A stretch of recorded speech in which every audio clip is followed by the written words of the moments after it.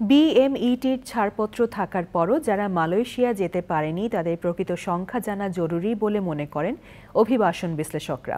এই শ্রমিকদের অন্য কোনো দেশে পাঠানো যেতে পারে বলে পরামর্শ দিয়েছেন তারা। তবে রিক্রুটিং এজেন্সিগুলো ইচ্ছে করে শ্রমিক পাঠায়নি এমনটি নয় বলে মনে করেন জনশক্তি রপ্তানিকারক ব্যবসায়ীদের সংগঠন বাইরার মহাসচিব। নাজিব বেগের রিপোর্ট। মালয়েশিয়া সরকারের ঘোষণা অনুযায়ী 14টি দেশের কর্মীদের দেশটিতে গত 31শে মে প্রবেশের শেষ দিন থাকলেও বাংলাদেশ থেকে যেতে পারেননি অনেক শ্রমিক। প্রবাসী কল্যাণ ও বৈদেশিক কর্মসংস্থান মন্ত্রণালয় জানিয়েছে এই সংখ্যা 17,000, যাদের সবারই ছিল জনশক্তি কর্মসংস্থান ও প্রশিক্ষণ ব্যুরোর ছাড়পত্র। মালয়েশিয়ায় যেতে না পারা শ্রমিকদের মধ্যে 3,000 কর্মী মন্ত্রণালয়ে অভিযোগ করেছে।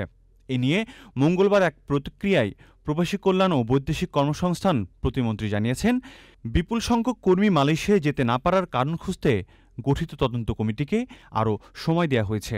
5 দিন কর্মদিবস আমরা বাড়িয়ে দিয়েছি, ঈদের পরেই আমরা বসব। তবে অভিবাসন বিশ্লেষকরা বলছেন, মালয়েশিয়ায় যেতে না পারা শ্রমিকদের সঠিক সংখ্যা ও তথ্য জানা জরুরি।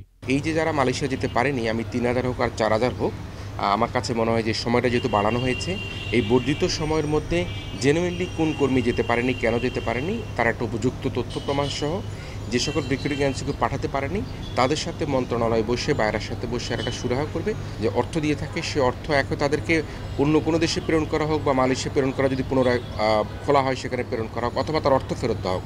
বাইরা মহাসচিব বলছেন, মন্ত্রণালয়ের তদন্তের পরই শ্রমিকদের মালয়েশিয়ায় যেতে না পারার প্রকৃত কারণ বেরিয়ে আসবে।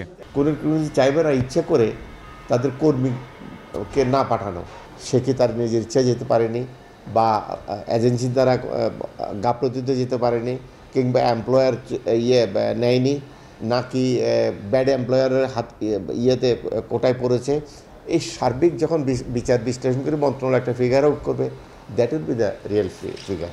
সংকট সমাধানে মন্ত্রণালয়কে সর্বোচ্চ সহযোগিতা দেওয়ার কথা বলছেন বাইরা মহাসচিব। নাজিব বেগ, চ্যানেল আই, ঢাকা। এখন জন্ম সনদ দিয়ে খোলো বিকাশ স্টুডেন্ট অ্যাকাউন্ট। নিজের বিকাশ নিজে কর।